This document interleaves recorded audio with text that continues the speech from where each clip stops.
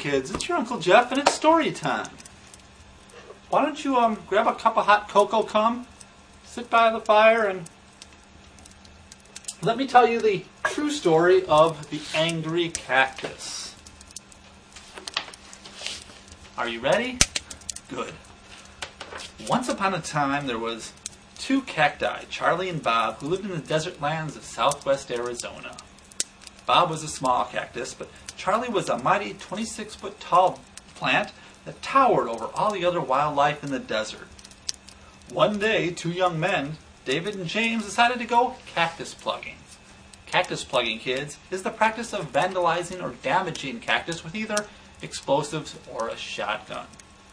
David and James decided to use a shotgun as they wandered the desert looking for a suitable target. Eventually they came across Charlie and Bob, who sat peacefully in the morning sun. David took aim at Bob, the smaller cactus, and began to shoot at his trunk. Bob did his best not to fall, but eventually he could take no more and collapsed to the ground.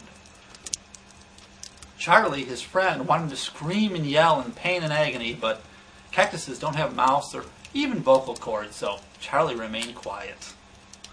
Soon David reloaded, saying that was easy, and without any pity took aim at Charlie. He began to shoot wildly at the trunk of Charlie, but Charlie refused to fall. After a while, David gave up as he ran out of ammunition. Walking up to Charlie, he sat on one of the big arms and looked at the monstrous beast in amazement. Suddenly, without warning, the big arm of Charlie broke off, crushing David underneath, killing him instantly. After a few moments, the desert became quiet again, and both James and Charlie looked at the bodies of their fallen friends in sadness. It was said that David's gunfire weakened the arm of Charlie, and that's why it had fallen off, but there are those that think that Charlie sacrificed his own arm to get vengeance upon the death of his friend.